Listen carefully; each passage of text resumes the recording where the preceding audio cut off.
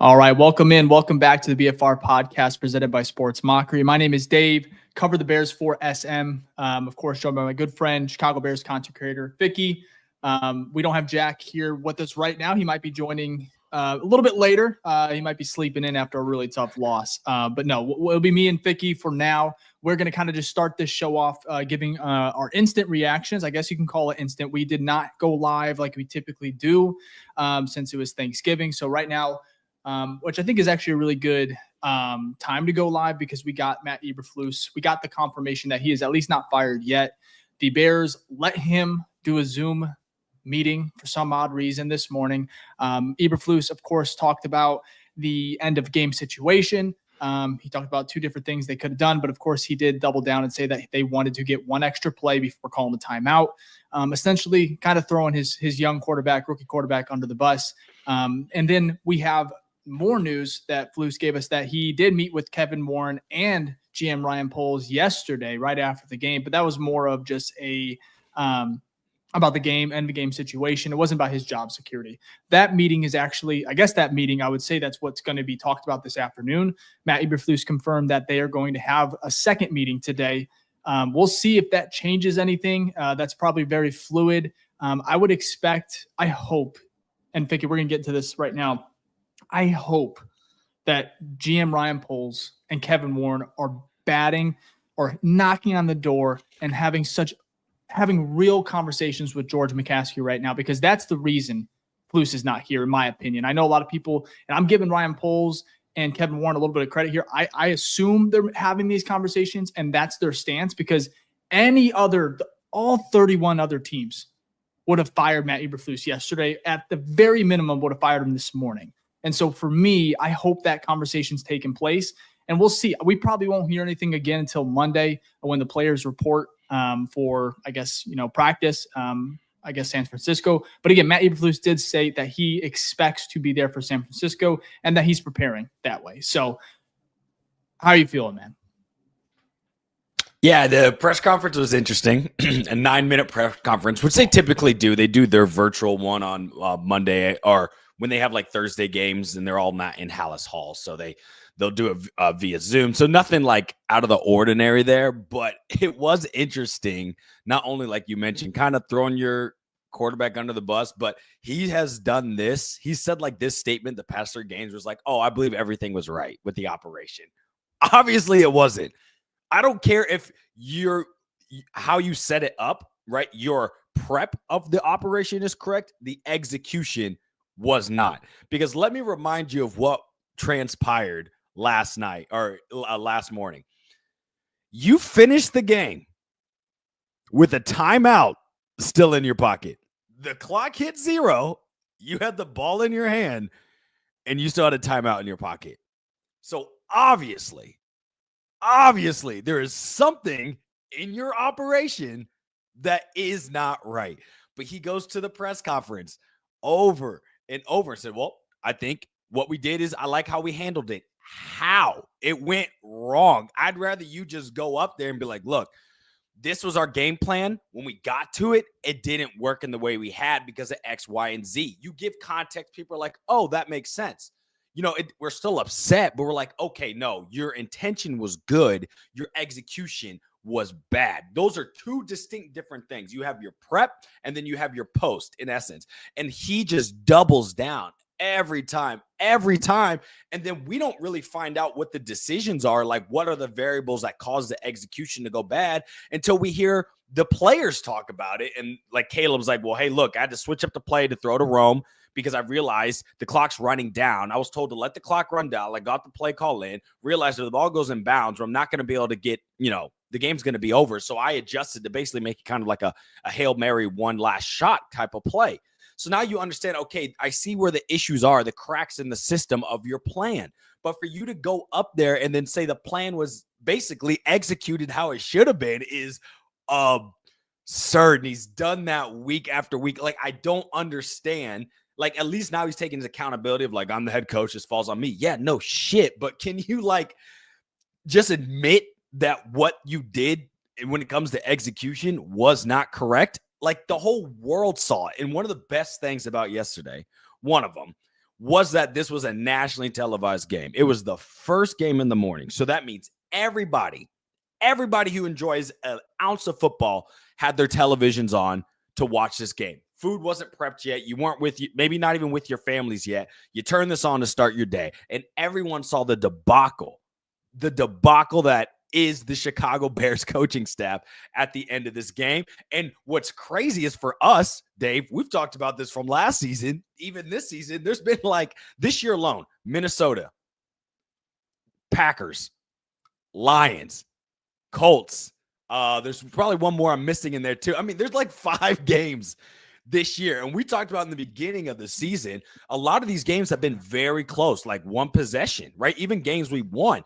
And it brings you back to that record that's just looming over Eberflus's head, which is why he should be fired. You, in close games, you are 5-17. The NFL comes down to close games. We saw the playoffs last year. I think he's 5-18 now. He might be. Even worse. Yeah, it is after yesterday. It's not good. There was a tweet I saw where someone was saying, like, out of 221 coaches that have at least had 20 games within 7 points, right? His record is the worst out of 221 coaches. The Bears have had bad coaches. They've had losing seasons. Matt Eberflus, to this day, is the worst coach in Bears history.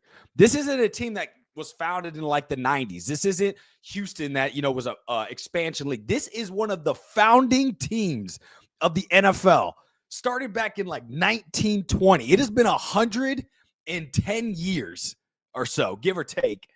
And this is the worst coach we have ever had. If that is not a statement for you to get fired. So to go back, I know a little rant here, but to go back to your point, Kevin Warren and Ryan Poles, they've got to be knocking on George McCaskey's door saying, bro, come on, what are we doing here?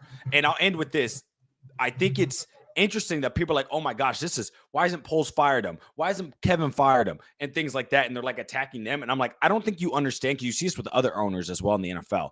That's their boss. If your boss says, hey, guess what? Going into this year, we have a 5-year contract with Eberflus. I would like to give him another year.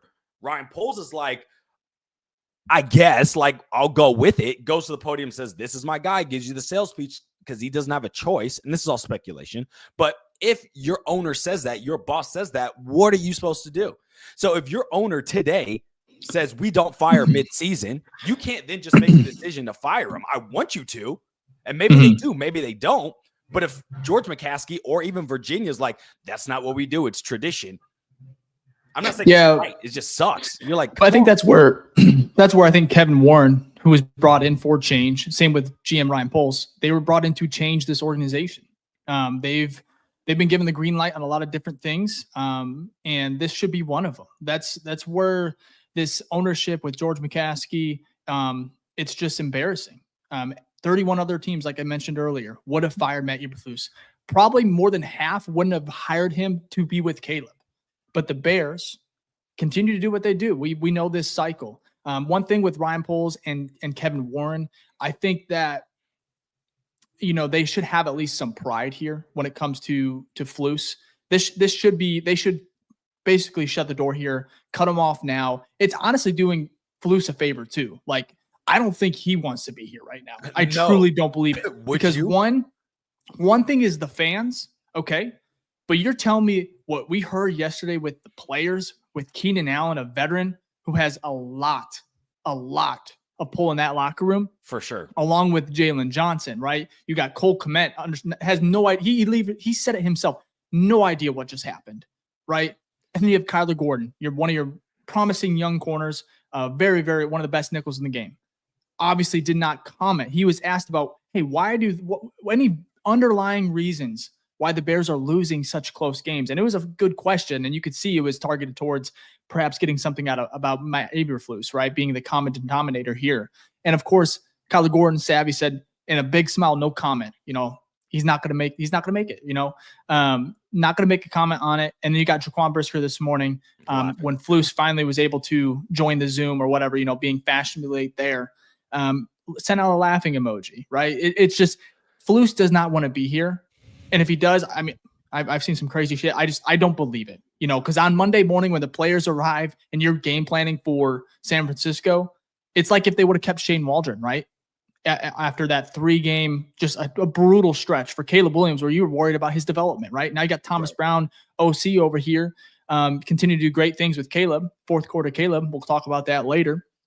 But it's just Kevin Warren and I think Ryan Poles, they just have to have a conversation. And if they leave that room without firing Matt Eberflus this afternoon, then it's the wrong decision. It's simple as that. And I think they understand it. The only thing I believe that maybe we're missing here is what if Ryan Poles and Kevin Warren were both brought in because they were Bears hires, right? We heard and we think these guys are different on the outside. Even the resumes speak a little bit different. But what if they are simply just mouthpieces for George McCaskey and do what they – and that's one of the biggest that's one of the things that scares me here, because any other organization, any other coach, GM, it would be like a clean slate here, and then would have moved on from Flus as well. So it is just a little shocking to see that, again, 9 a.m. rolls around, 9:30, and we're having the same conversation where it's an embarrassment and very, very disrespectful, not just to your fan base, but just, again, to your players in that locker room, to not cut bait. I agree. And and this is going to lead me to a follow-up, and I was having a discussion with some of our people on Twitter about this, but I'm going to give the basis, and then I'll ask the question. I want your thoughts on this. Okay, so I personally believe that this team, roster standpoint, right, has enough to compete in the playoffs, right? You got a lot of young players, star players that are locked in under good contracts. We've drafted well. We have cap space, all of that, right? I see people now calling for Ryan Poles' head, and I understand it. Like, I understand where this team is at. We are way under expectation. We've lost games back to back to back in ways you never thought we could lose, right? And the game I was missing was the Washington Hail Mary. I tried to delete that from my head. But yeah, it's another close one we lost. So I understand why you're coming for his head. But I'm like, if you actually were to, like, we know the head coach is the issue, right? But if you were to take that head coach out and put in someone else with this roster, I think they would live up to expectations. So saying all of that, do you feel, right, that the issue is not going to be just solely, it's spread out, but like the issue is primarily your head coach and coaching staff that's underneath, right? Like, you fix that, this team could win 9, 10 games, maybe 11, right? Or do you feel that this is also a GM issue as well? Because I've kind of seen both, kind of on the web right now, but I have a take, but I kind of want your thoughts. I think Ryan Poles, I think the pushback on Ryan Poles and people calling for his job as well, I think it stems to just this, deciding to keep Eberflus and pair him with Caleb. I know maybe that wasn't all his decision, but he definitely allowed it.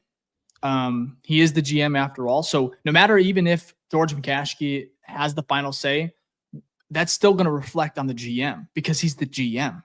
I know there's a, totem pole here when it comes to who they report to and the decisions they can make. At the end of the day, if I'm Ryan Poles, I would rather go out my own way. Like, hey, if you're not going to let me fire this coach, or you're not going to let me part ways with this coach before, before we bring in a new rookie quarterback, then I'm gone. And maybe that's a little crazy to say, I probably wouldn't do it getting paid that much money.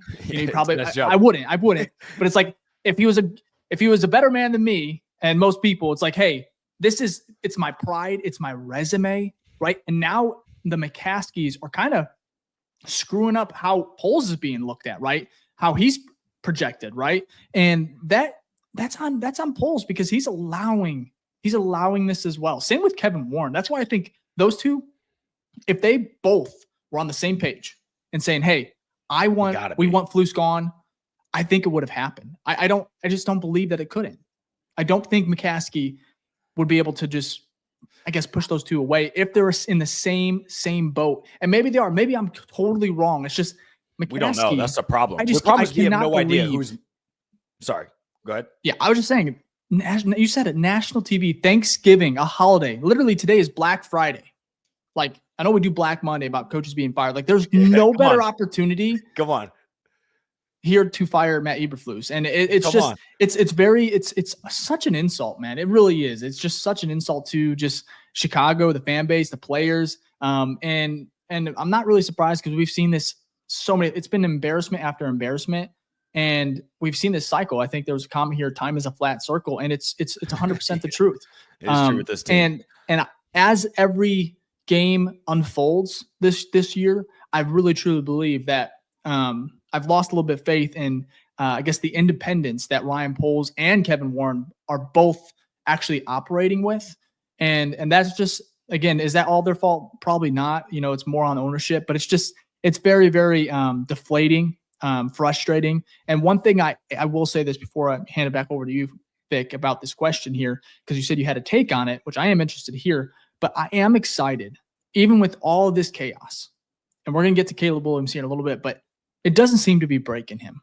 We saw that second half, that fourth quarter where he was balling out, and now it's a theme. Now it's like it's a trait of his. We've seen it quite a few times, and yesterday was another example, and it's a trait that Caleb, no matter how bad the Bears organization is, he continues to fight, and he took a beating yesterday, and I just want to give him his credit. Again, is he wrong in that final 32 seconds? Does he have anything to blame there? Of course. Yeah. He's a rookie, man. He's a rookie. That's why you take care of your rookie, you protect him, and you have one job as a coach, right? Time management in those situations, right? Just make sure, get the play. You had a timeout. Just call a timeout. The biggest thing, man, is time management, and you had a timeout. So, but I want to know, how do you feel about it? So to preface, the issue with all of us right now is that we don't know who the final say is, right? If it comes out, yes, I know. I was actually about to share his tweet. That is weird, man. Yeah, I actually have the tab up. I was about to read his most recent tweet after this take. But so that's what's hard, right? If reports came out and you're like, okay, look, Ryan Poles decided to double down on him, then I would 100% be on board. Like, Ryan, come on. Like, you built a great team, but your biggest miss was going with this coach. I think I'm more on, and I have no validity behind this, no insiders, nothing, but I feel this is more of a McCaskey. It may not be George. I mean, we forget Virginia is alive, and technically she is the chain of command. You just never know with these family dynamics, right? So it's hard to pinpoint who made the final call for Flus to stay here. If it is Poles, then I 100% understand a lot of people's sentiment. And so I want to pull up this comment here from the Scrolls. He said, honestly, Detroit has a good GM in Brad Holmes, which he does. He drafts really well. He does. Outside the Carolina trade, Caleb, what has Poles done? Our trenches are horrible. See, I think that's great. Everyone, first off, you can't just throw away one of the biggest trades in NFL history. I'm sorry if you stumbled upon it, whatever. To this day, there has not been a better trade than that in NFL history. So you can't just toss that out. And it could have landed. And I'm going to say could have because, it's not final, but it looks like it's headed that way. That could have landed you the best quarterback in Chicago Bears history as well. Correct. So, that alone, pretty big deal. For sure. We've been talking about ad nauseum about we've never had a quarterback. We never have a quarterback. We finally get one. So we can't just throw that out the window. But for this use case scenario, Scrolls, I will, because I just want to we're going to kind of go by position. And I'm going to ask you, Dave, do you think this is upgraded since Poles has got here or not? I think we'll start with the offensive line. I'm going to start with the negative ones first. Offensive line. Darnell Wright's awesome. Hope he's okay with the knee. I'm going to say it's a little, I don't even know if I can say it's a little bit better. I would say maybe slightly better. Like, I know that is not popular to say because it's so easy to get upset, but I'm like, some of the depth has been tested. I think it's just a little bit better than it was with Justin. Right. But not great. Nowhere near where it needs to be, but it's going to get better. I agree. So we would, and I'm not even using this as a good example, but we'd say, okay, that's a slight up. Slightly better. Defensive line since he's been here. Montez Sweat. Right. You lose Khalil, but Khalil was on his back end, so. Yeah, I'm going to say, I said slightly early. I'll say like a smidge better. I still think they're lacking in some areas. For sure. As we know, the team's weakness is slight and smidge. So if we're going slight and smidge for our weakest part of this team, everything else you expect to go up. So secondary, since he's gotten elite. Very, very good. Linebackers, since he's gotten here. Yep. Better. Running backs, probably the same. And the process. And they saved money with Roquan. So, I love that entire process of it. All right, let's go to the offense side. Running backs. Better. Wide receiver. Hate Monty going, but I like Swift. I think he's just fantastic. Yeah, he has been great. Wide receiver, electric. tight end in there too. So we just went through everything. Trenches are the weakest part, but since Poles has been here, every part of this team has been upgraded, and he's done it in a way where we still are top 5 in cap space next year. We have 2 second rounders next year. Yeah. It's like we still have the draft. His allocation of resources is great. Very top of the league. Because I mean, you look at this offseason where you have you top 10 in cap space, perhaps top 5, depending how things fall out. And then you have a surplus amount of picks, including a high Carolina second that is almost a late first, including you have your own first, your own second, third, fourth. It's his allocation of resources is top tier and is what I think is what he'll probably be remembered for. Right. So there's that. And then also he's hit and just let's just remember, most GMs, even Brad Holmes, they don't hit on every pick. It is impossible to do so. But Ryan Poles has hit on a lot. He's hit on more than what he's missed, right? And even from his free agency stuff, he's hit on more than what he's missed. So if you were to look at him, take a step back from this season or our emotional connect, let's just say you're not a Bears fan, you would look at this objectively and say, okay, Ryan Poles is at least average. I would argue above average GM. So I say all that to be like, again, if there was, like, if he's the reason Flus is here and it's majority on him, I still wouldn't call for his head, but I'd be like, dude, that is your biggest miss so far. But because he's done so much outside to build this team up, it's hard for me to be like, oh, get rid of him. Compared to also, if we look at historical evidence of like NFL teams, there's been so many times where teams underachieve and they're like, oh my, this head coaching staff is horrible. They get a new head coach literally the next year, and then that team fucking takes off. You know what I mean? And it doesn't mean they're Super Bowl bound now, but you're like, oh, wow, that coach got the best out of the players, which we all expected. That's what we're hoping for. Let me ask you this. If they hire Harbaugh this offseason or this past offseason. Oh, we got 9 wins already.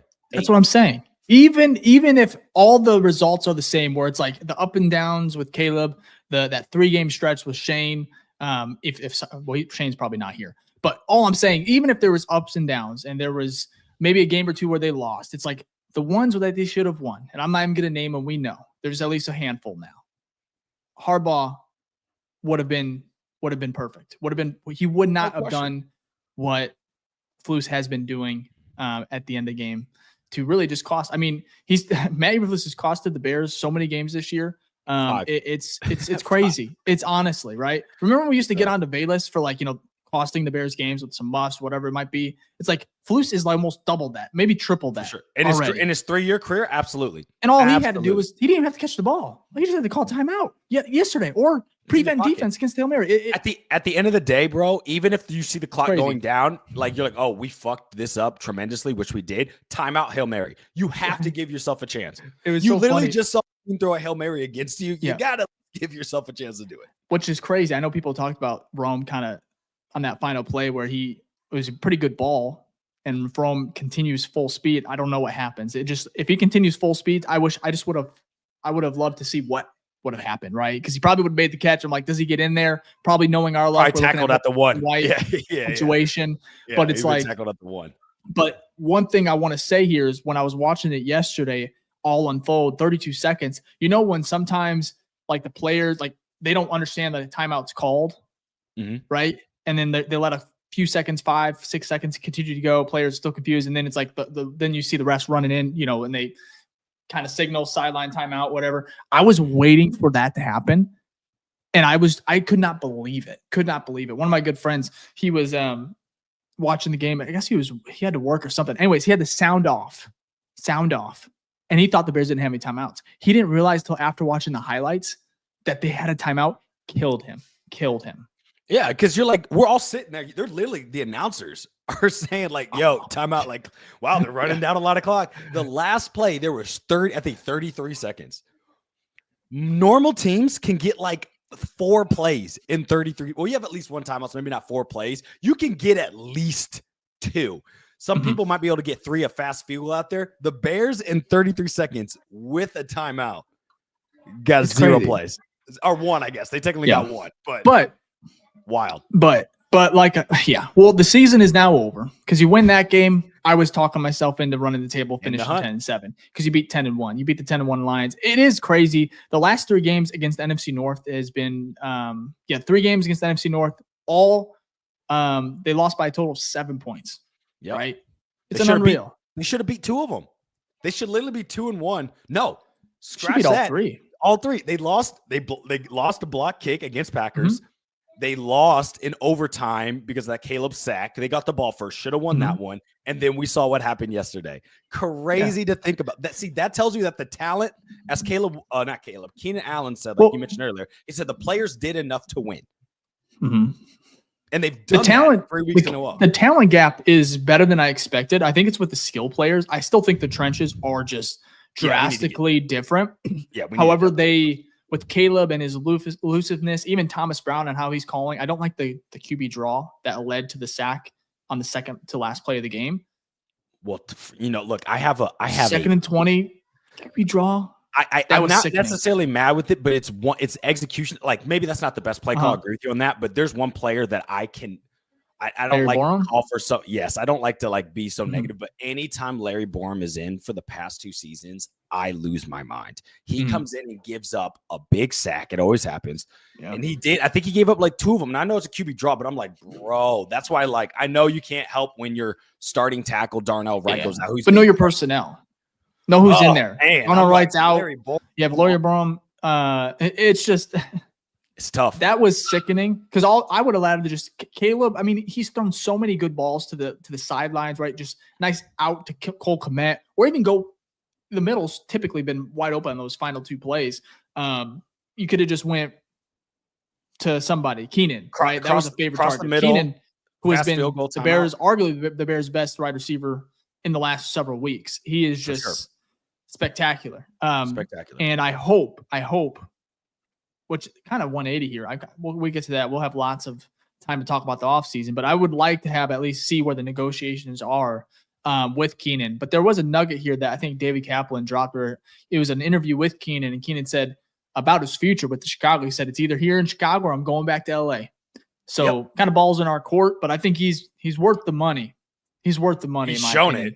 I would love to see this offense with a beefed up offensive line on top of maybe Thomas Brown as the play caller, or it's Ben Johnson. I just would like to see these weapons again. With different coaching and, of course, a little bit better personnel inside that with the offensive line. So, yep. Can just disappointing, man. Always. This is the same. We should be used to it by now, but we've done like 4 post games in a row where it's like I was pissed off yesterday, though. Who isn't? I mean, I don't think I've ever. I'll be honest. Vikings game. I was like, that blows. That really sucks. Packers game, a little pretty pissed off. Packers. But this one had me heated, man. Yeah, I haven't tweeted in all caps like so consistent amount of times in a minute. Yeah. I was furious. Let me read though. I want to share the Sears Tower account. Yeah. So if you guys don't know, there's been 2 of them this year. There was Ricky earlier in the season. He kind of retired, but he guessed like almost everything right. I don't know if you guys remember Ricky, but it was the dog. Like, the dog Abby. And then there's Sears Tower that's appeared out of nowhere and has gotten. I mean, it's got a lot of things right. It definitely got the Daniel Jones one right before that was ever broken. But let me just read what they were saying about Matt Eberflus. So, a decision on Matt Eberflus' job hasn't been made, although he spoke at the 9 a.m. press conference. That conference does not mean he is safe. Discussions are still ongoing. Matt Eberflus could very well be out of a job soon. I once again repeat, Ryan Poles has had his hands tied. So I find it interesting that Ian Rappaport, Shefty, who's the other guy? Pelissero? Yeah, Tom. Who's the other guy? Why can't I think of him? Oh, you're talking Jordan? He's the ESPN guy. No, that's not ESPN. No. You said Schefter. I can't remember. All of the what I'm trying to say here, trying to remember a name. What I'm trying to say here, it is a little weird that some of the big name guys, some of these media insiders haven't said anything. So Sears Tower, I do hope he's right, but I'm just like, I think I'm going to wait. I'm going to wait. I'm not all on board, but it is, he has been on a hot streak. So I'm like, is there, unfortunately he's giving me hope. I shouldn't have my hope.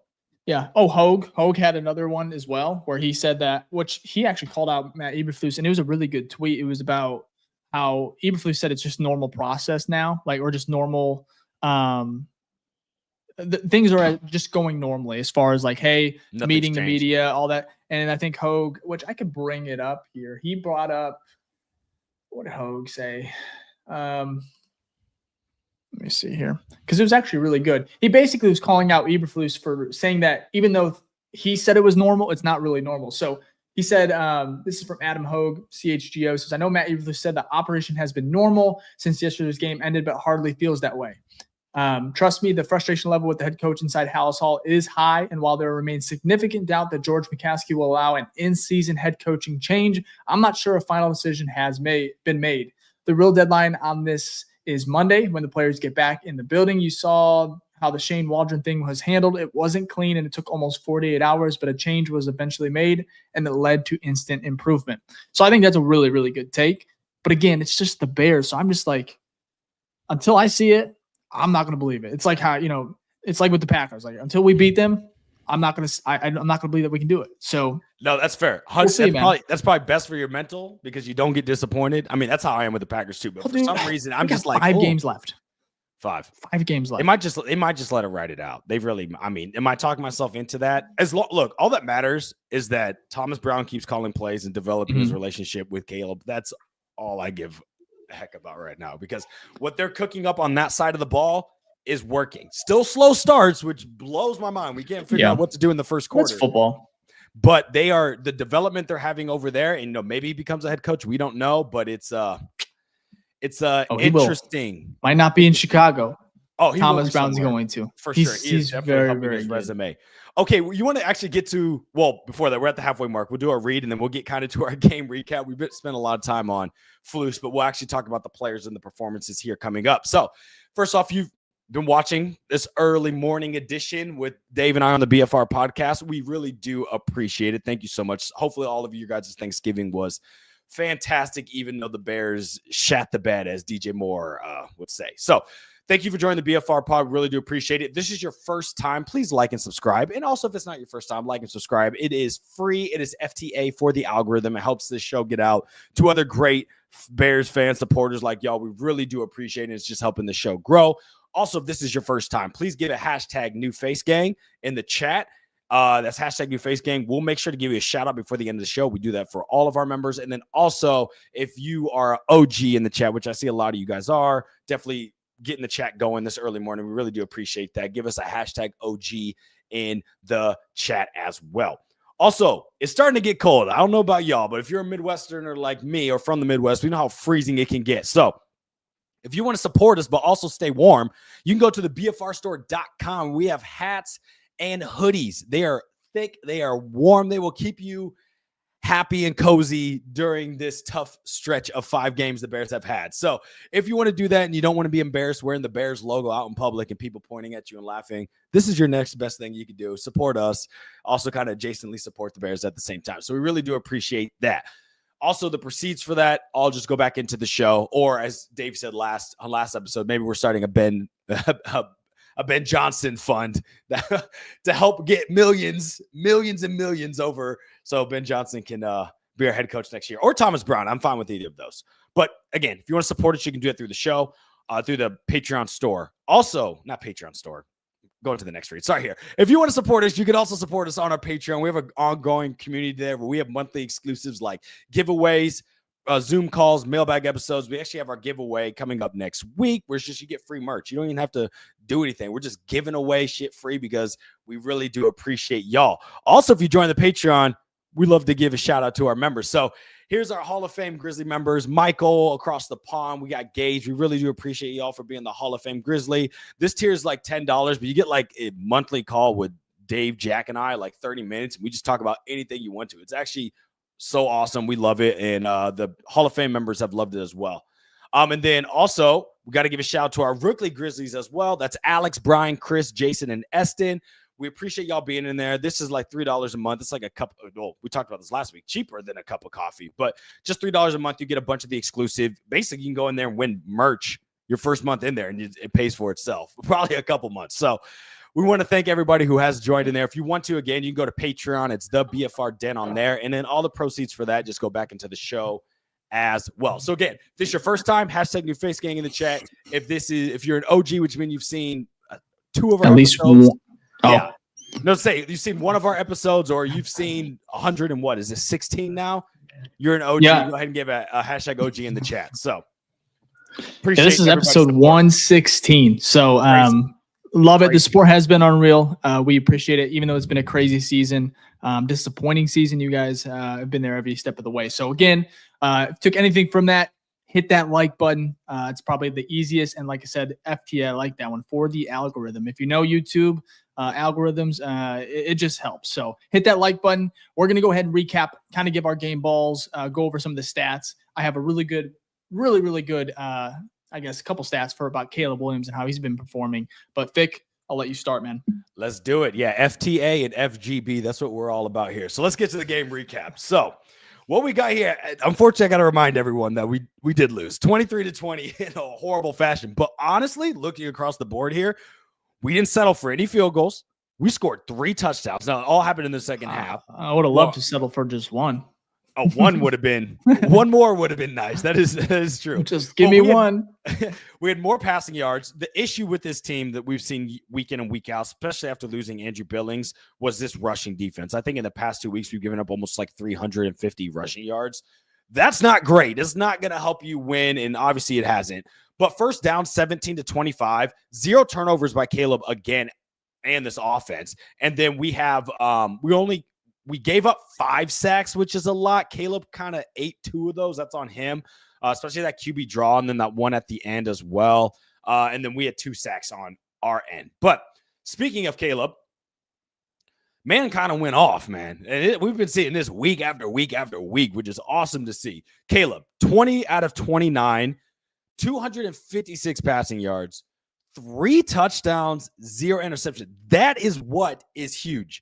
And then rushing yards, he's had back-to-back games of above 30 with a QBR rating of 97, which we'll get to here in a second. But Caleb Williams, the biggest thing with Caleb right now is he is not turning the ball over. I'm sure you got stats on that, Dave, which you'll show here in a second. But, like, the man is scoring and not turning it over. And we got to give a shout-out again to this record-breaking man because he broke, again, 2 more records in this game, I think on the same play, where it leads the Bears for rookie records. He has the passing yards and he has the passing touchdowns, but you're like, oh, those bars are low. Yes, they are. The Bears rookie quarterback numbers suck. Fair. But you know what is it?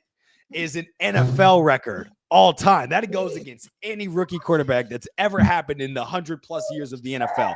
Caleb Williams has now gone like 200 and I want to say like 20 something passes consecutive. 237.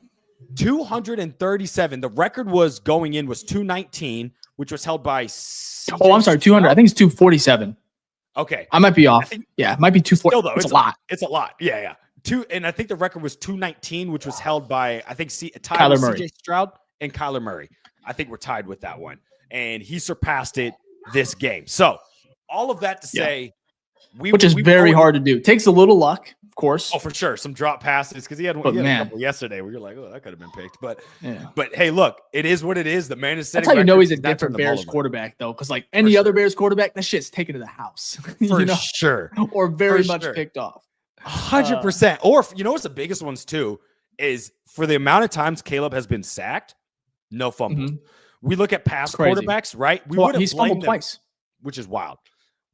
For past quarterbacks, we would normally we wouldn't blame them for getting sacked because the offensive line, as we've talked about, has been bad. Mm-hmm. But like they would not hold on to the ball at all.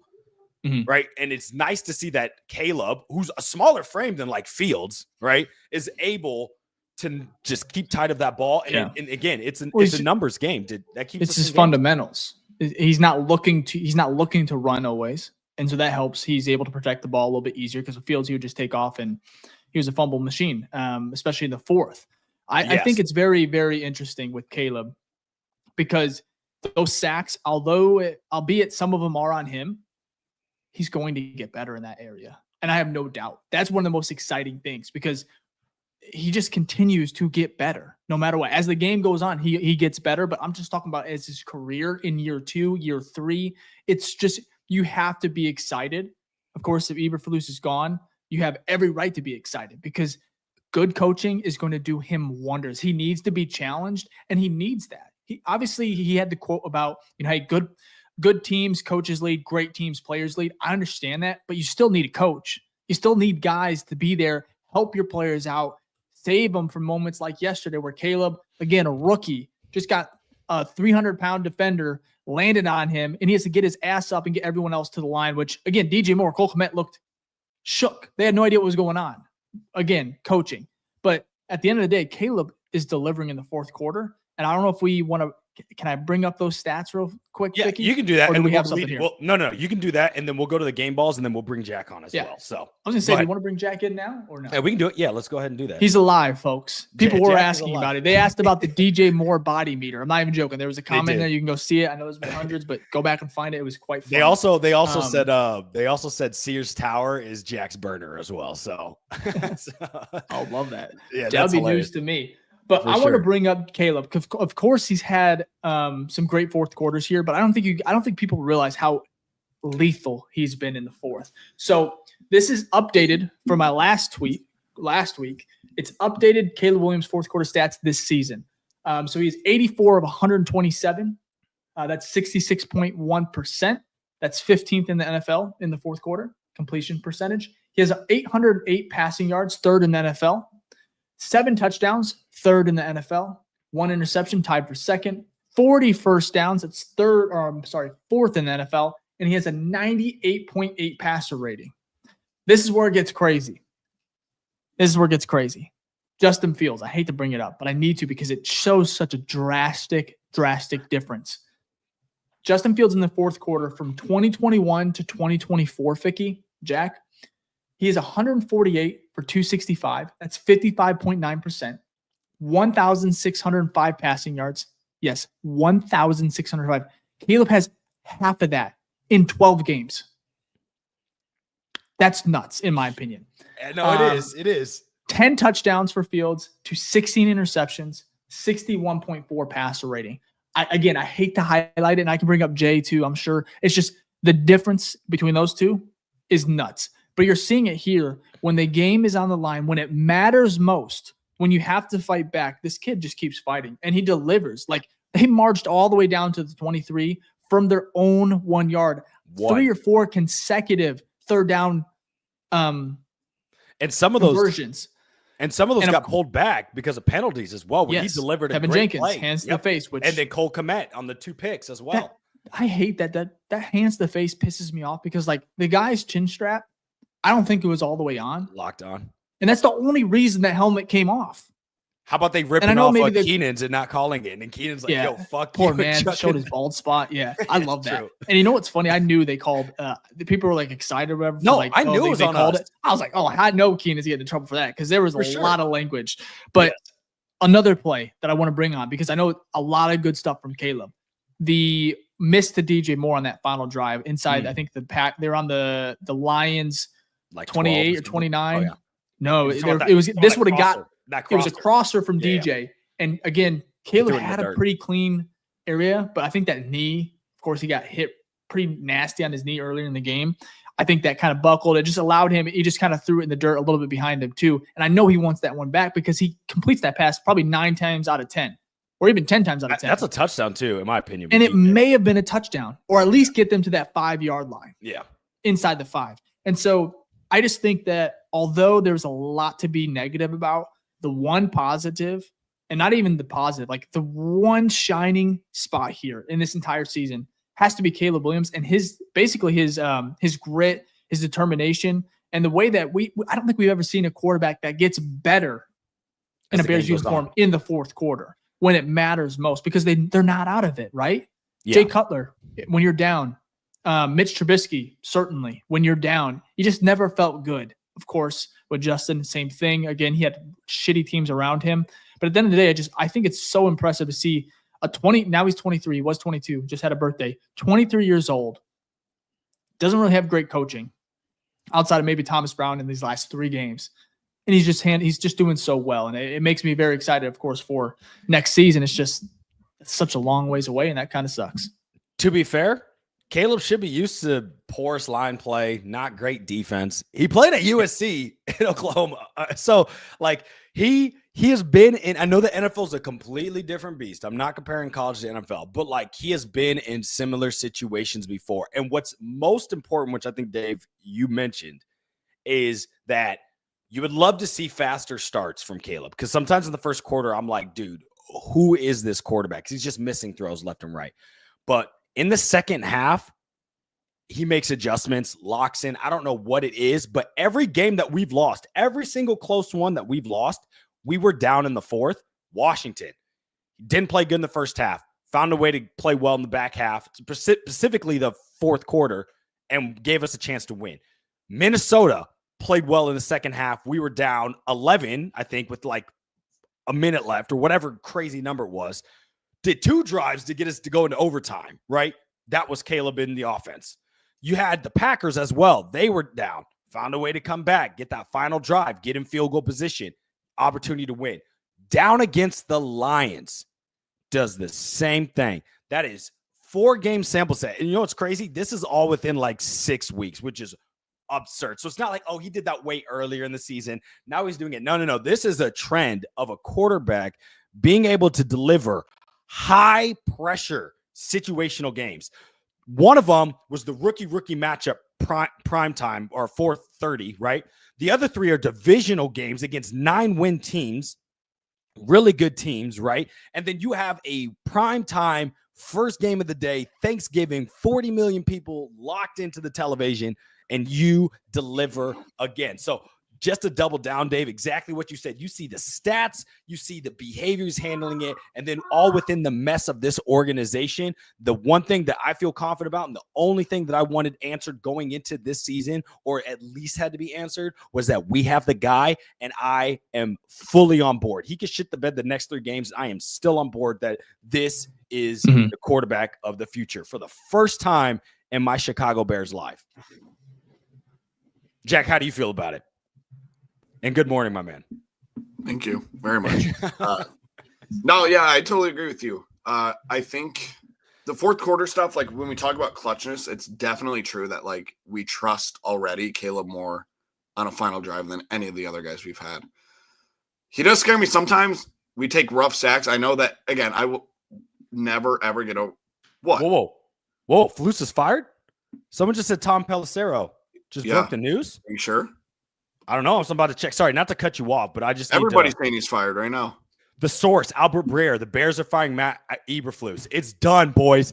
Live on the BFR podcast. Live on the BFR podcast. Matt Eberflus has officially been fired. This just came in. Adam Schefter, for the first time in 100-plus year history on the franchise, the Chicago Bears have made an in-season head coaching change, firing Matthew Pack your shit, Eberflus. He is gone, and you've caught it live right here on the BFR podcast. I want to thank, first off, all the commenters, because I was like, wait a minute. Everybody's saying he's fired. Where's this coming from? Yeah, I didn't pick up on it. Shout out to the BFR community. We would have never known. Let's go. Sorry, we're going to be a little all over the place right now because I'm sure we're firing tweets out and whatnot. But, oh, my gosh. We don't have to storm Hallis Hall. We did it. That is absurd.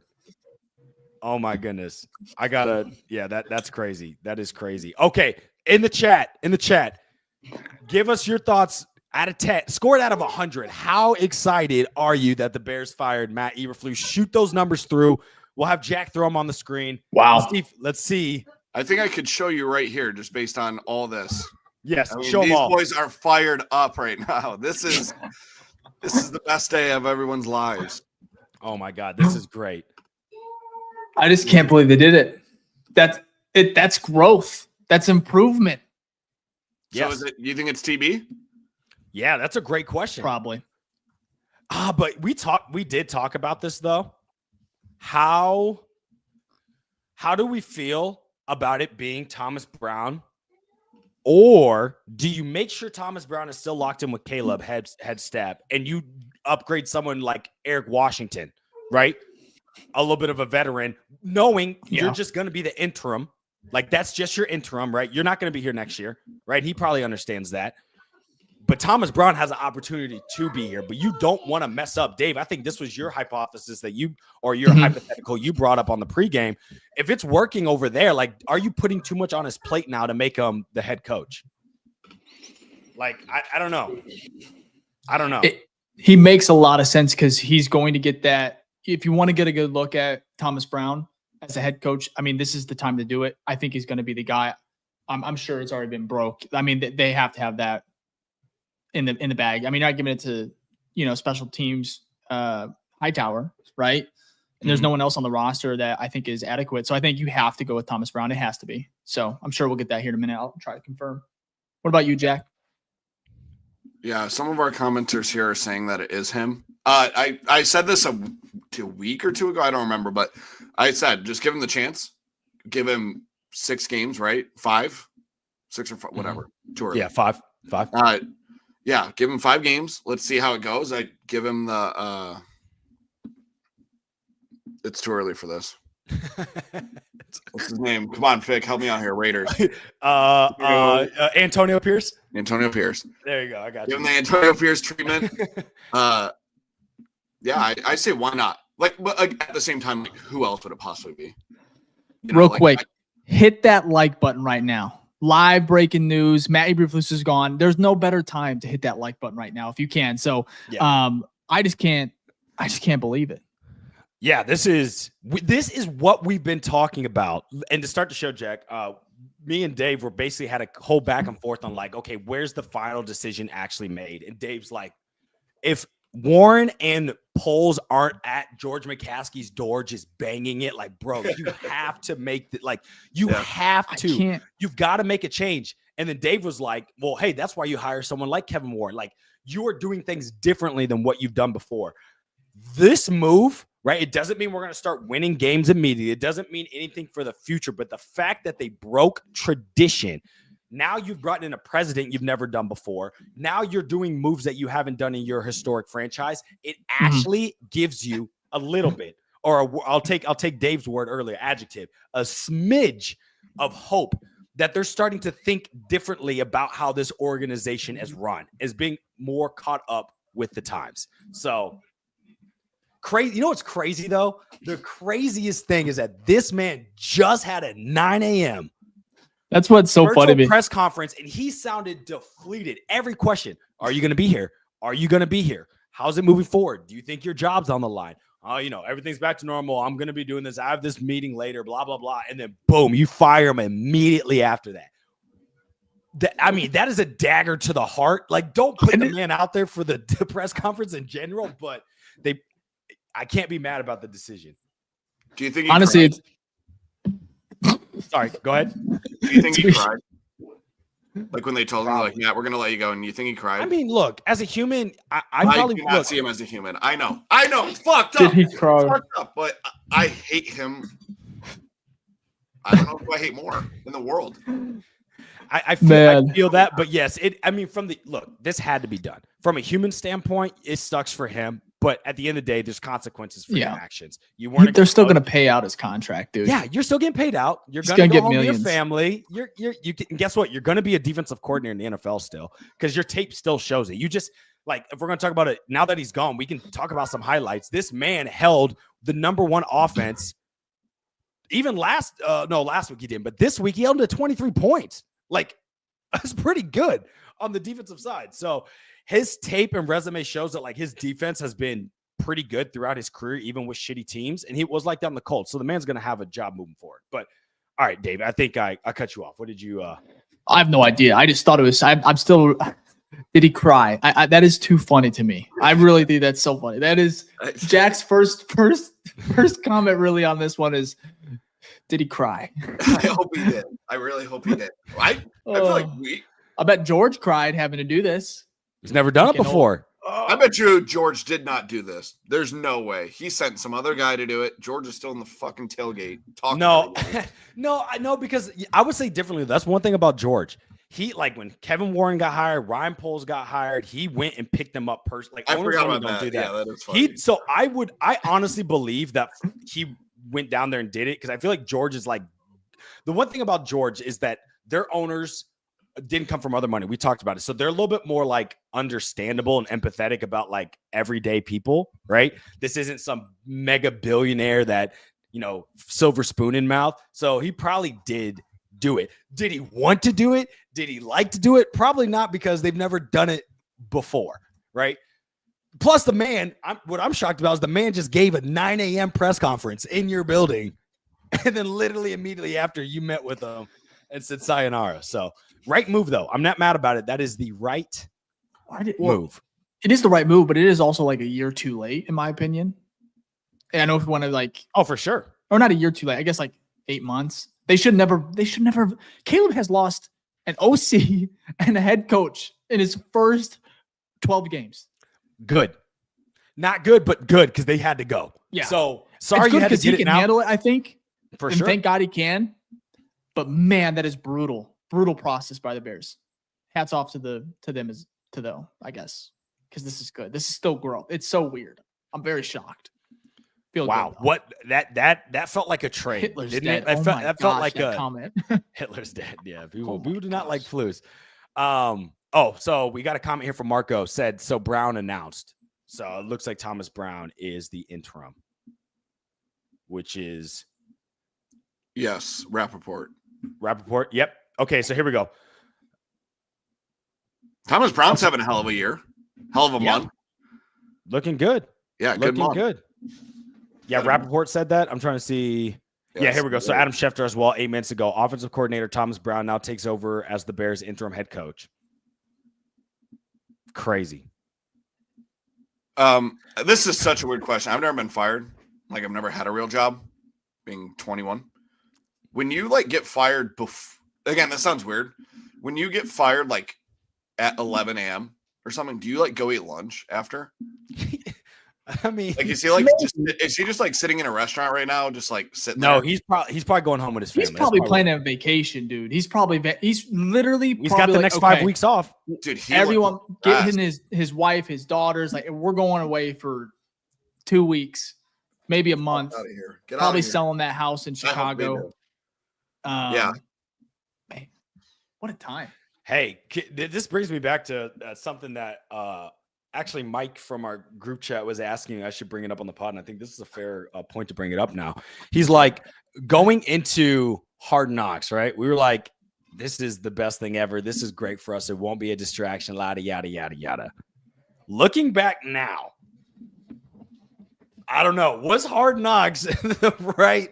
I know it doesn't matter and that we can't control it, but were the Bears maybe right about like, hey, let's not have cameras in here? Because if we were to objectively take a step back and look how the season's gone to this point, I would say Hard Knocks should never step foot in Hallis Hall again. We got our little glimpse. We got it now. Thank you for that. If I ever want Hard Knocks again, I'll just go back and watch this season. I do not want them in the building. Yeah, it's always going to be it's always going to feel weird. And the same thing is it kind of did the same thing with the Jets last year. Jets had high expectations. Next, Aaron Rodgers tears his Achilles and they win like 3 games. So all I'm saying is maybe that is something that we shouldn't get too excited about if that happens to pop up in the next 10 years. But hopefully that's not the case because we're going to get a head coach in here that's going to lead the charge and be here for years on end. So yeah, people pop the bottle, hit those cigars. What a day. And like and subscribe. If you are happy Thomas Brown is the new head coach, like this video. If you're happy BFR broke it as well, like it as well. I will say this. I'm excited to see what Thomas Brown can do here in these final, what is it, 5 games? I'm sure it's 5 games, right? 5. Yeah. Yeah. 5 games. I think it's weird to say it's such good process by the Bears. And I know it's a little late. I know they probably didn't want to do it, but it's like this game being on Thanksgiving and every single person watching this game, from Stephen A. Smith to the average typical Bears fan to the Packers fans. I mean, we had the Packers, Lions, Vikings like laughing, like, and also feeling bad. Like, Yeah, that's there was how sympathy. our rivals are like, damn, Caleb's pretty damn good. He deserves better. Like, that's how you know it was so bad. But the fact that they did this is so important, not just for Caleb, but to make sure, hey, is Thomas Brown a guy that we want to keep in-house? Okay, he is. You figure out these next 5 games, he goes out and continues to not only run the team, morale is boosted. They maybe go on a run here, probably aren't making the playoffs, but you win the 4 out of 5 next games against top-tier talent, top-tier teams, or you just at least are competent in end of game situations. All I'm saying is that the opportunity here to now analyze and evaluate Thomas Brown is perfect, not just for Caleb, but for the Bears. And I'm excited, man. I'm excited. I'm going to be excited to watch next week. One thing I'm interested to see is if Thomas Brown is the guy, do they just go out and get an elite DC? Gotcha. You know, I'm talking like a, you have to. I'm just excited to see. So all in all, crazy. I'm still kind of mind blown because 100 years is 100 plus century, dude. 100 plus. That's how bad Matt Eberflus was. Well, look, I said it on the show. He has, if you're looking just at his record, he is the worst coach record-wise in Bears history. It wasn't like, oh, you know, things aren't going well, so maybe we got to do something drastic we've never done before. It's like, no, this is the worst. The Bears have been here so long. I don't know how many coaches. It's got to be at least 40. And you're telling me this is the worst one ever? You have to do something you've never done before. He has a winning record of .227 or something like that. And that's not like, oh, one season. No, this is a span of he's been here about 2.5 years. So like 16, 17, that's 33 plus another 10. That's like 40 plus games, bro. You've won 10 of them or something like that. Like, you got to go. And they did it. So hats off to them. Hats off to them. We just spent the first half of this episode being like, man, this is what they should do. And then they freaking do it. It's remarkable. It feels good. It was a nice little therapy session. If you get to this point and you watch the entire part, that's hilarious. I guess we'll put a timestamp maybe in the comments or on the YouTube description about when to start this pod. But seriously, it feels good. I think that now, I feel like this is it's such an important moment, not just for the Bears, because we talk about GM Ryan Poles and we lit him up. I think I was upset with him beginning of this show. Same with Kevin Warren, because they were brought in to represent change. They said that this was going to be different, that they were going to bring that change. And we've seen it right through the draft. They're very, very careful, especially Ryan Poles, with how he uses his resources. He's a brilliant mind on acquiring them. Of course, we have the trade that got Caleb here, with Carolina. But now I truly believe that these guys, and I know I spent 30 minutes, 20 minutes in the beginning of this show saying, are they mouthpieces, questioning their, existence in Hallis Hall and what they're standing for. But the fact that this move was made, it shows me that not one, but two, both of those guys were fighting for this move, because I think it took both of them to convince George to make this change, to separate and fire Matt Eberflus. But for me, you got to feel good. And I know we haven't taken the North, but this is such an important step in the right direction, because you got your quarterback. I'm 90% sure they have their quarterback. They have the pieces. They have the money, the cap space. Go get this right. And I think that's when the Bears will finally break this cycle. They should have done it this year. They should have done it. But now, the fact that they did it mid-season, something they haven't done in 100 years, I mean, I know it's maybe a low bar, but I feel very, very hopeful that this GM and this regime is different. And now that they did it once, they can finally start doing it. Hopefully we don't have to, but it's like they can finally just act like a normal organization moving forward. And this felt like the last barrier. So hats off to Ryan Poles, hats off to Kevin Warren. I know it lit you up in the beginning of the show, but again, context, things change. You made the I'm right excited, move. man. If you're a Bears fan, you have to be excited for this change. And again, I guess shout out to George a little bit too. I was pretty harsh on him, but you did the thing. You did something I don't think anybody in Chicago, even outside Chicago, thought you would do. So, thank God that this game happened on Thanksgiving, because I think this is a normal Sunday. I agree. I don't think we're talking about it. So I agree. If you didn't have millions and millions of people seeing how disastrous this has been ran, then yeah, And it helps. Well, it doesn't help us, but it helps that you've done. This wasn't his first case this season. This is like the 4th or 5th game. You're like, dog. Like, let's just take it back a little bit. Go back to the Washington game.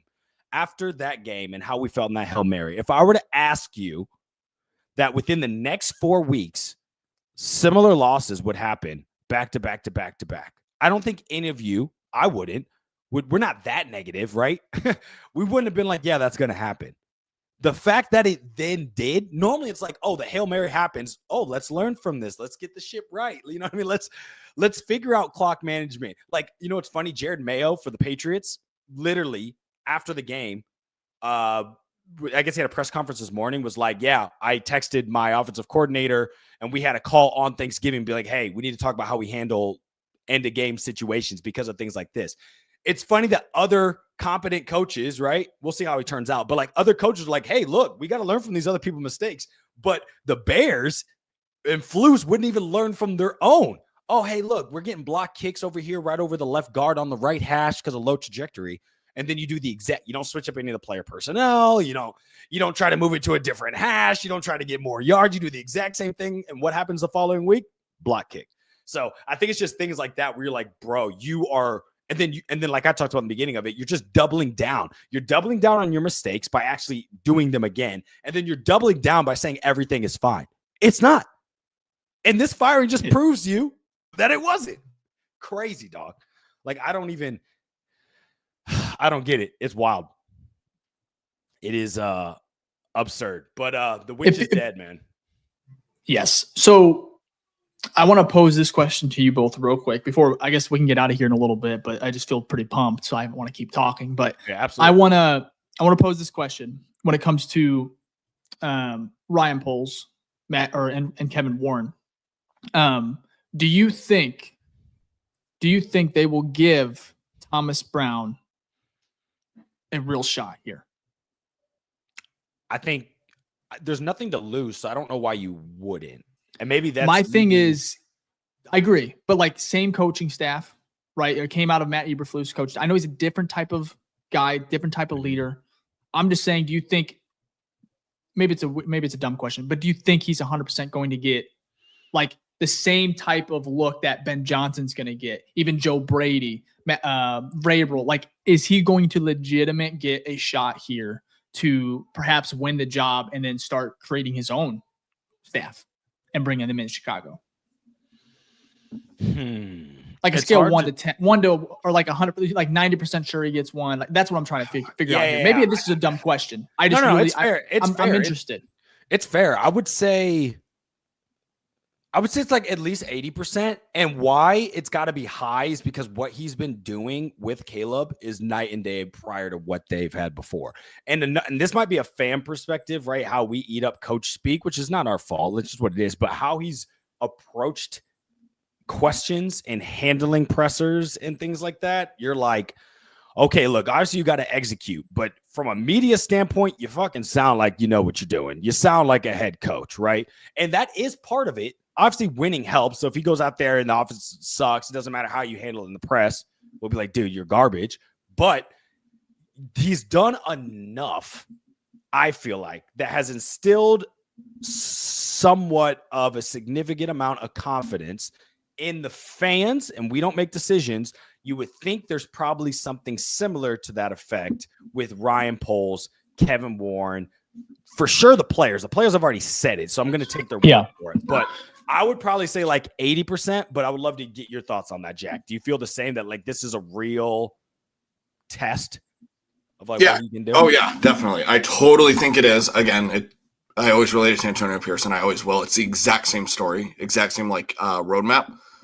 The only thing that scares me that I wanted to bring up, and Big Cat tweeted it out, and it sort of made me think, 'cause I didn't even consider the idea, was, is it a dangerous or like risky move to pull Thomas Brown out of the booth after how well Caleb has looked the past 2-3 weeks now? That's what Dave was talking about. Right, but is it enough to where like it could really hit the fucking fan? Like, is he still going to be calling plays? Or is it going to be like, are they bringing someone else in to call plays? And then because who knows if I'll tell you this much. They will not take the play calling away from Thomas Brown. And and I'm glad. And Thomas Brown won't allow that either. I think that he's going to call the plays. I don't think he's going to be in the booth, of course, right? He might have somebody helping him from the booth, allowing him to kind of figure out, hey, this is what I'm seeing. And then he goes to Thomas Brown and he gets the final call.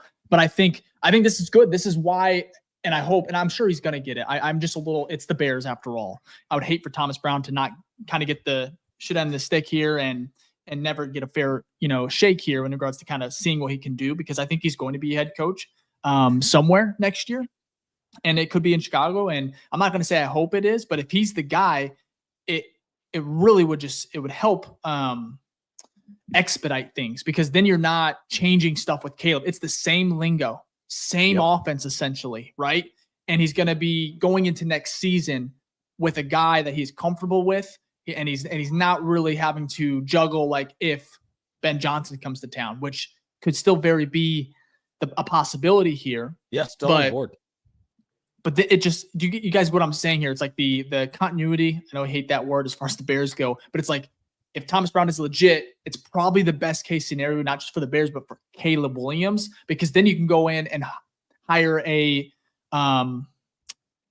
staple or a star DC. Like, even hell, I think Rex Ryan, right, could be coming back. I think he wants to come back in the league. I saw that earlier. So, you could just go get a guy that is an insanely good defensive coordinator and then fill out the rest of your staff with some brilliant minds, and keep Caleb and Thomas Brown together, where it's like he just would be able to get started and get kind of hit the ground running week one, instead of maybe having a little bit of delay or a hiccup for the first few weeks, or maybe it could take half a season even if you bring in a guy that's like Ben Johnson, Joe Brady, where it's a little bit more complex. He's having to learn new lingo, new language, and everything like that. So I just think there's just some added context there where it's like, man, it almost favors that Thomas Brown shows you he's the guy. And I think he's already shown a lot of good things in these first 3 weeks even.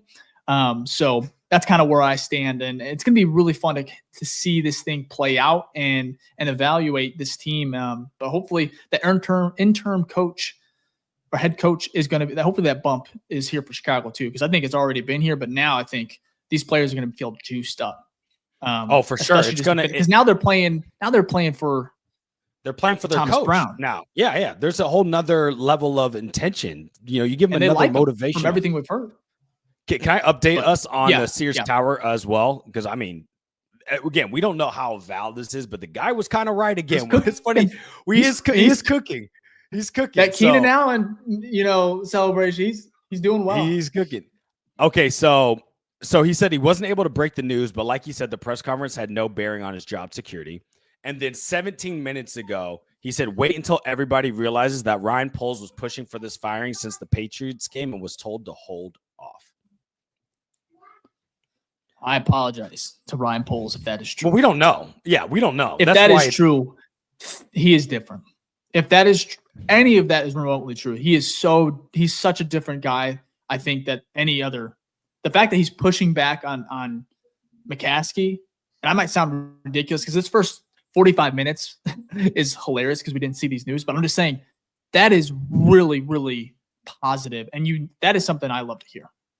And this Sears Tower guy, golly. Yeah, I don't know who you are. Maybe Ted Phillips, someone, I don't know. You got some insider information.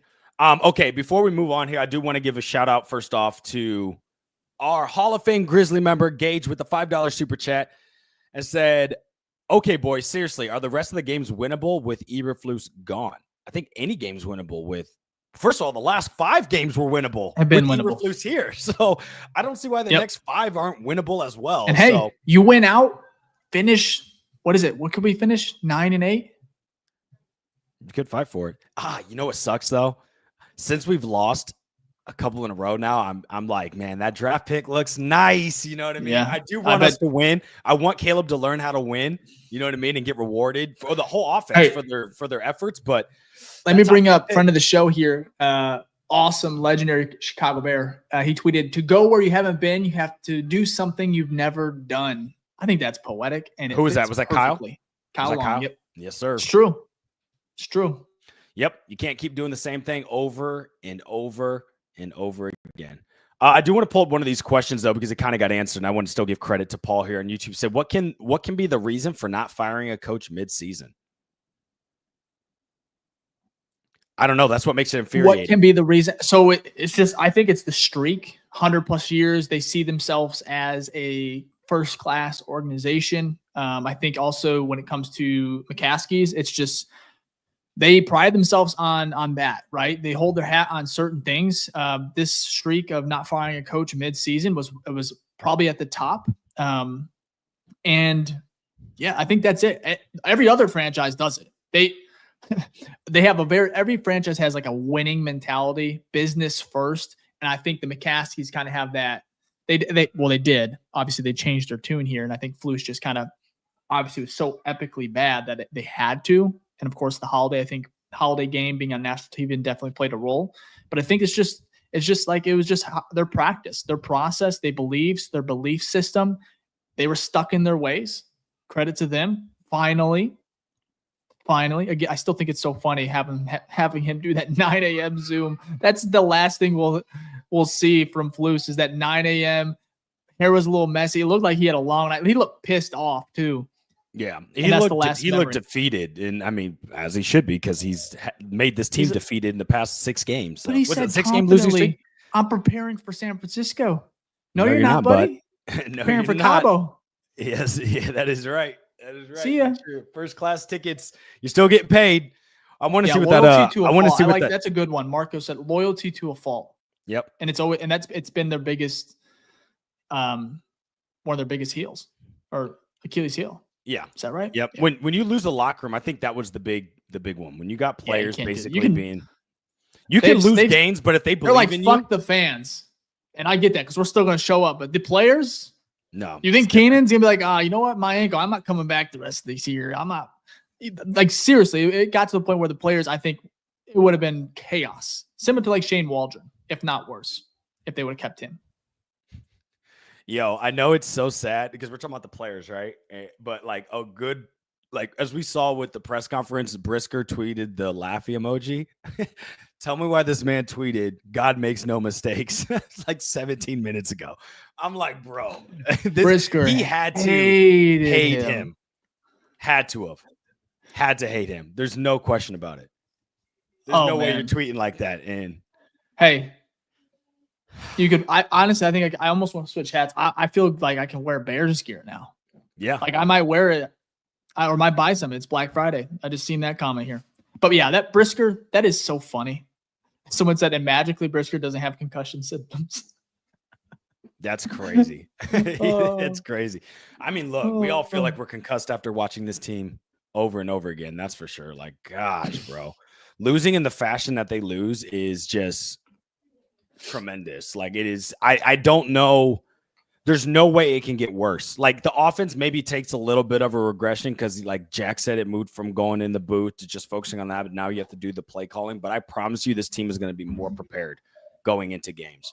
They're going to be more prepared. And you had to make this move because you have to see what if Thomas Brown is at the top of your list as a head coach. Like, if he starts to win games, and still it's a small sample size, but you have to take that as what it is. You don't have to reinvent the wheel going in. Don't get me wrong. Ben Johnson has a larger sample size, and I'd be happy to see him run this offense.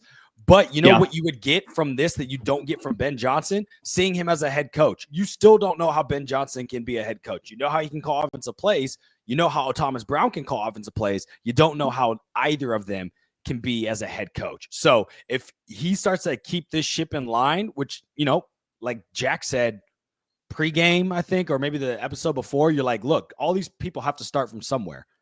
Sean McVay had to get his first chance as a head coach somewhere. The Rams took, right, and he might be an outlier, but like the Rams decided, hey, look, we're going to take a chance on this previous tight end coach in Washington, who's the youngest head coach in NFL history. And I would say that worked out just fine for them. It doesn't mean it's going to for us. There's so many variables that go into this, but you have to give yourself the opportunity to look at a situation like this and be like, okay, no, you could be that next guy. We might find someone. We may have gotten lucky and found that next person. You just don't know. So, but I'll be rooting. I'm rooting for Thomas Brown, man. Cool story. Seems like a great guy. I mean, you saw from his first presser. I think we all kind of react the same way. Like, he talks like a head coach. Seems like a leader of men. Seems like he demands excellence, and he doesn't sugarcoat anything. Which maybe that changes as a head coach. I get being a coordinator, you got to maybe act accordingly, maybe a little bit different. But I think if he can continue to keep most of that genuineness and the accountability, I think is such a big factor here because, man, Flus, one thing he did not do on his way out was just hold himself accountable. It was weird. Oh, I mean, yesterday, but yesterday, essentially throwing your young rookie quarterback under the bus on that presser, basically saying like, hey, this is what we wanted to do, basically indicating Caleb did not do it. And we get that, but it's your job, man. And obviously he lost that job because of it. But I'm so thankful that the Bears just were not stubborn, man. And maybe they just couldn't. Maybe Roger Goodell called down, was like, all right, you're embarrassing the Shield. You gotta let him go. Dude, look, you had to. I mean, we all know if it wasn't now, it was going to be later, right at the end of the season. So we know he's not making it past the season. So they just did it. They cut ties a little bit early. The question is, is there going to be a press conference about this? Is Poles and Warren going to schedule something? I would love to ask. I would love to hear. I think they should. You would have to address because again, maybe another organization, not a big deal. They fire all the time. This is something you've never done before. So you might want to address your people to instill confidence in them. And maybe it's not today, probably not, because they did the virtual one earlier, but like Monday when they're back, everyone's back in Hallis Hall. Mm-hmm. I think it might be a good time. It'll be interesting to see. I think, well, I'll be honest, Ryan Poles has he's not been afraid to talk. No, he hasn't. He's open to the media. It would be an outlier if we don't hear from him. Kevin Warren, perhaps we don't hear from him, that I would be okay with that. I mean, I get it, but I would expect, and I would appreciate both of them to be there. I would. That's what I would like to see. But I guarantee you, Ryan Poles, if not this weekend, Monday morning, by the latest, we will hear an official press conference from him. And I would maybe even expect a statement before that he likes to do. I know when they part ways with players or even bring them on, I guarantee we're going to get a nice little cliche about Matt Eberflus. So again, Ryan Poles did not pick Matt Eberflus. The Bears picked Eberflus before they had their GM. So it's going to be interesting to see how this all unfolds with Thomas Brown. I'm rooting for him. Super, super stoked. Thank God. Thank you, the Bears. We can watch these final 5 games and actually feel good about it. So hell yeah. That's a fact. Like, hit that like button again. I know we have a lot of people in the chat, a lot of new viewers as well. Hit that like button if you can. Helps support the pod. If you're new here, we go live typically after the game, but this kind of worked out perfectly. We went live for the first time at 10:30 morning. Jack did not show up right away, but he was here for the most important part of the show. Did a thing going on? You're right. You're making sure to get Eberflus fired. Yep, I was clearing something up. Yep. No, it's all good. He is making some phone calls to his people, his inside sources. Remember, he's running that Twitter account, so he's got to make sure everything's aligned there. No, but it's great. It is great. Also, I know we see everyone's excited, but like if you really want to give your thoughts, right down here, there's a voicemail line, speakpipe.com/the BFR podcast. If you go to there right now, or you can go anytime, leave a voicemail. You could be popping champagne. You could be celebrating, crying of happiness, whatever it is. Leave a voicemail giving us your thoughts on the Bears finally doing something that they've never done before, firing Matt Eberflus midway through the season. If you do that quickly, we might be able to get them up on this show. But if not, we will share every single one of those on our pregame show for next week. And then this line is always open. It's free to call. You can call in about anything related to the Bears, NFL stuff that you think is interesting, trades, free agency, once the offseason comes. Just go in there. We get all of them. We play them on our shows live, so you guys can hear yourself live on it, kind of like taking us back to old school radio. But if you want to do that, please do. It's free. Makes the show exciting. And we particularly would love to hear all of y'all's thoughts on the Eberflus firing. So right down there, you can see speakpipe.com/the BFR podcast. You can do it right now. And if some pop up quickly, we'll go ahead and put them on the show. And it's easy as just grabbing your phone, holding a button, and then talking, and it like saves a recording. It's like a voice memo. So if you do that, we really do appreciate it. Also, the link is in the BFR pod Twitter. So if you go to our Twitter, you can go there. You can find it as well if you don't want to see it down here, or if you just want a quick link instead of having to type it in. So appreciate that. Question, boys. Do we want to get to the game and do a little I know we had crazy news that just dropped, but we want to kind of talk about our game balls, and we're not going to do the Flus meter now because obviously he's gone. But we can let's go over like some game balls and give shout outs, I think, to some guys that honestly we haven't given game balls in a minute because the team kept losing. But real quick, can I get a stat? Yeah, please do. The only time the Bears replaced their head coach midseason was 1942. And that was when George Halas entered the Navy in World War II. It was the only time he's ever been replaced, and that was 1942. This is when the owner/coach had to go fight war. That Eberflus has to be down bad right now because we've had bad coaches, man, and hearing that's crazy. That's where the original owner OG's like, look, I got to stop away because, there's the Germans, you know what I mean? So I'll dip out for a second. I'll come back. Yeah, it's but look, this isn't a middle of the road coach where you're like, oh, you've been bad. You look at just a number standpoint, take away what we've seen on the field, just from a winning percentage. He is the worst Bears head coach in history. From a close game, like statistic, which we keep talking about, the worst in almost like NFL history. It is bad. And then you tie in what we see week in and week out, particularly 2 minutes. Like if Matt Eberflus was the coach for 47, well, no, it was 60 minutes in the game, right? 60 minutes. If he was coached for 58 minutes, and then when we hit the 2-minute warning, he just got picked up and just kicked out of the stadium. Like he got a tech, like in basketball, and they eject him. We probably win 4 or 5 games. He does enough to get us in the position, but when you talk about Caleb Williams and the clutch gene, when the clutch gene needs to be turned on for Eberflus, like he's missing a whole chromosome. The gene's nowhere to be found. It's not even in his body. So that's why I can't feel sorry. You did this to yourself. This isn't an unfair firing. This isn't a small sample size like a Shane Waldron, which it didn't work out well. But at least with Shane, you can be like, okay, look, you only got like 9 games. You have 40 plus games on your resume showing exactly who the hell you are. And because of that, there's always consequences for your actions. So don't let the door hit you on the way out. Accept your buyout of the remaining, 2 to 3 years left on your freaking contract. And like Dave said, go enjoy some time with your family in Cabo. Happy fucking Thanksgiving. I want to, I know let's go ahead and get to those game balls real quick, because there are some statements that I want to get to finish up the show from President Kevin Warren and of course Ryan Poles as well. So let's bring those up. And we'll again, go quickly here. Yeah. So let's start with the first one here. And we got to thank Thomas Brown here for the game ball, right?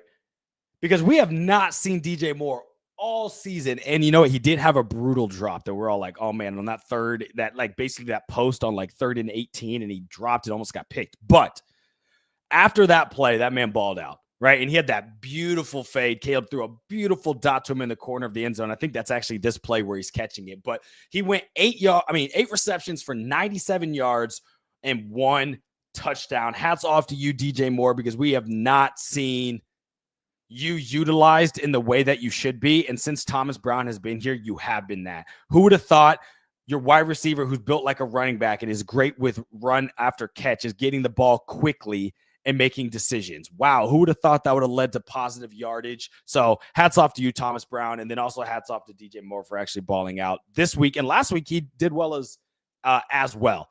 So moving on, I'm just going to go through all these. I know it's got like our names tied to it, but we all agree, right? This is game ball. We got to give it to Caleb. As we've talked about, it should be all of us. Yeah, he balled out. 23 completions, 226 yards. Oh, I did not update this one. This is the old one. Whoops. 256 yards. He had 3 touchdowns and a QBR rating of 98. But even looking at the week before, this is the Commanders. Even going back, this man has been, which we'll get to the QB tracker in a minute, this man has been floating around 100 QBR rating for a while now, and it's fantastic, and it's all thanks to getting rid of Shane Waldron. So in the same way that there's addition minus subtraction with the Shane Waldron, we're hoping there's addition minus subtraction with the Matt Eberflus firing. And then the last one here, we're going to go ahead and give our game ball to Keenan Allen. Probably had the nastiest route that I know, Dave, you tweeted about that in the game. Nastiest awesome. route I've seen. Good for an old man. For sure. For his second touchdown, he had 5 receptions, 73 yards, average of 14.6. And hats off to him, no pun intended, when his got ripped off. But hats off to him when he got injured as being an inline blocker with that ankle. You can still see him hobbling on his way out. He still came out and performed and made some big plays third down. Like Caleb always targets him on third down, which is great to see. So really hats off to a lot of the weapons. Okay, and then let me get through we'll do the 4K tracker and the QB tracker as well, just to kind of give people an update here. So from a 4K perspective, Caleb finished this game with 256 yards. As you can see, he has about 1,400 yards remaining. To get that, he needs to average 278, which is a big ask. It doesn't mean it's impossible. It's a big ask, and his average is 218. But realistically, I don't know if he gets 400, but he's on pace to get around 36 to 37, as long as he doesn't have any of those like week 1 or week 3 games where it was like 100 yards or 150, which he hasn't done in a minute. But as you can see here, 256, 340, 231, 217. He had a little lower one there, but really since Arizona, he's been up there with the yardage and also not turning the ball over. So that's great to see. And then finally, the QBR tracker here. What's important to see here is week 11.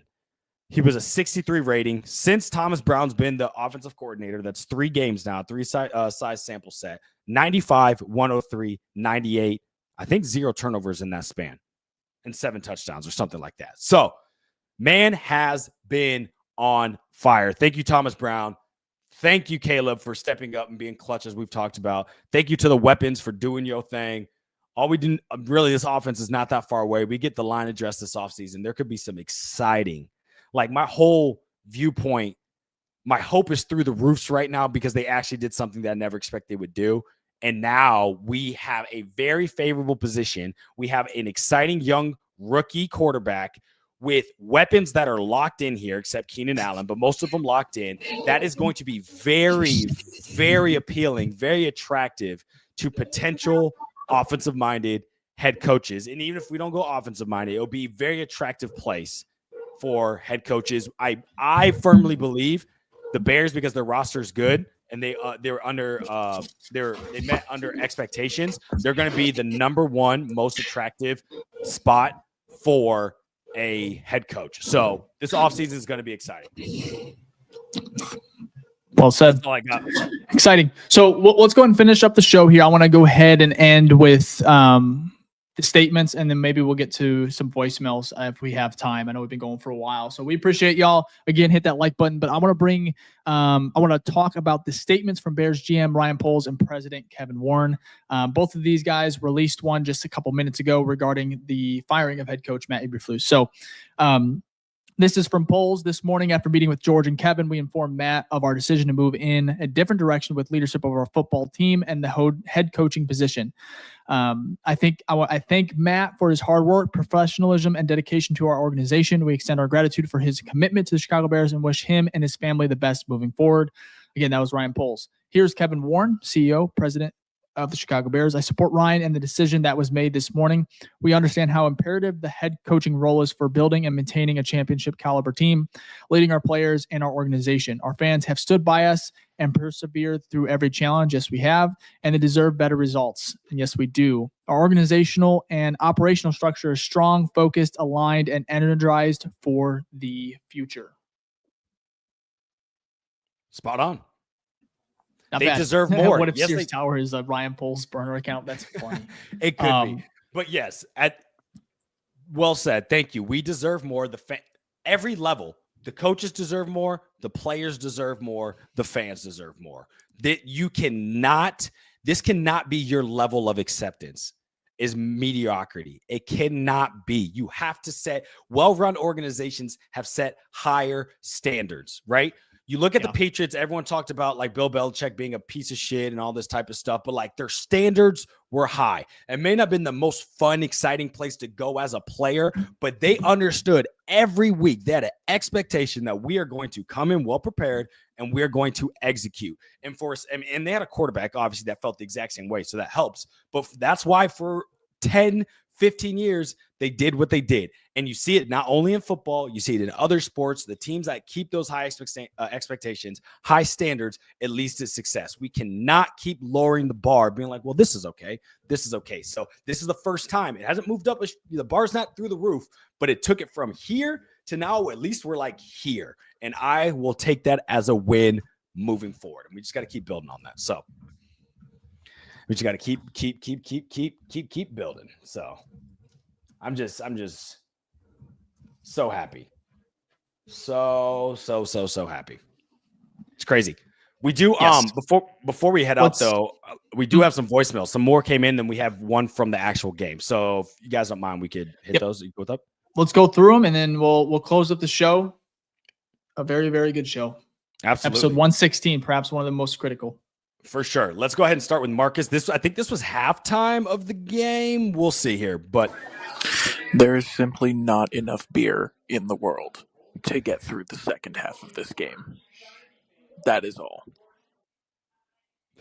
Ironically, the second half ended up working out well in your favor. I didn't bring this stat up, but this was actually crazy, and we'll get to the other ones. The Lions, for I think it was the last 3 games, had given up 0 points in the second half. So going into the second half, I was like, we are cooked.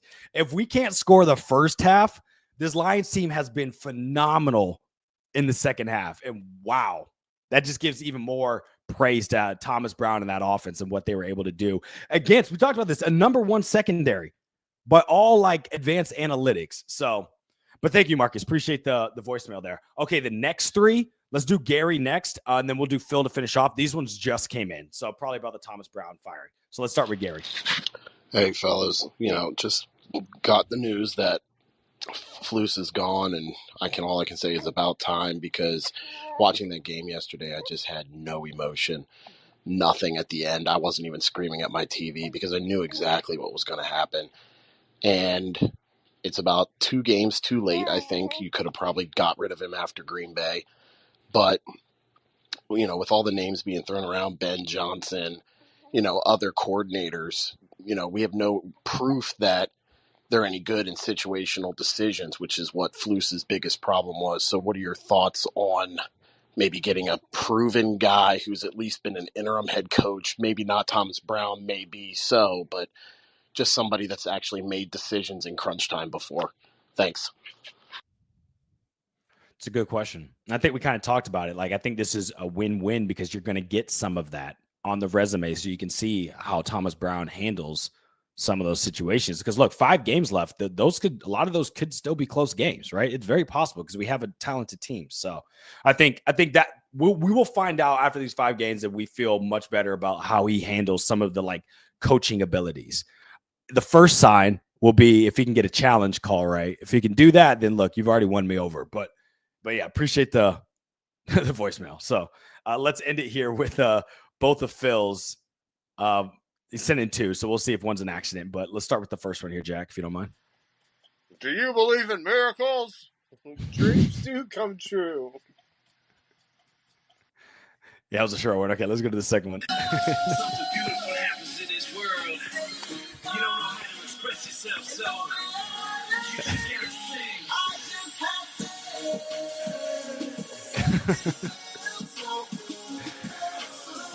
That's funny. So that's the Lonely Island. I just had song, which is funny, but it's basically saying, look, life is great. So it has gotten significantly better.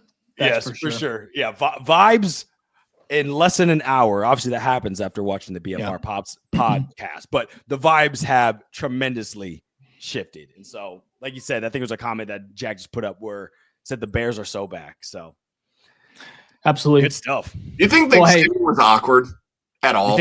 You think what? The Eberflus Thanksgiving. You think at all it was just awkward, or were they just oh, forget about it? They're probably having it this weekend since he was working playing. yesterday. So it's Oh my God, I didn't even think about that. You're right. yeah, it's gonna be Yeah, that's a, hilarious. Feel bad for him, but I mean, not really. He's making I millions. know, His, I his know. Thanksgiving's gonna be fantastic. He probably feels a sigh of relief. Just so much pressure and scrutiny just lifted off. He could just live in the shadows, come back in a year or two as a DC somewhere else. He'll be fine. Yeah. So if Yeah, there he'll was be again, Sorry, go ahead, Jack. if there was one single time throughout his entire coaching career where he said, I wish I did this, or like that's on the coaches, players did everything right, I would feel bad. Not one damn time did this guy be like, yeah, that's on me. It was always like, yeah, we feel good about that. We did the right thing. That's why I started off the show with Jack. I was like, it's so crazy how you're just like, everything's fine. It's obviously not. And it proves so here. So Yeah. it just blows my mind. Yep. He'll be fine though. So like, sympathy for obviously no one likes to get fired. I get that. But like, it's not like he's never going to coach again. He may not head coach again, but he's definitely going to be calling plays. So the man is going to be just fine. His pockets will be deep. He's getting paid from the Bears still. So let's go through the shout outs real quick and then we can tie up the show. See if we got anything in here. So we got Tito here with the hashtag OG. This was before the firing though, by the way. So let's stay strong. 4 and 13 is coming.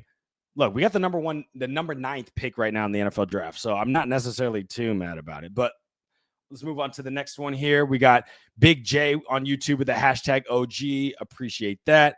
We got Michael. This is a Hall of Fame Grizzly member across the pond in the UK, says hashtag Hall of Fame OG Fireflus. It shouldn't even be a discussion. They did, and you're absolutely right.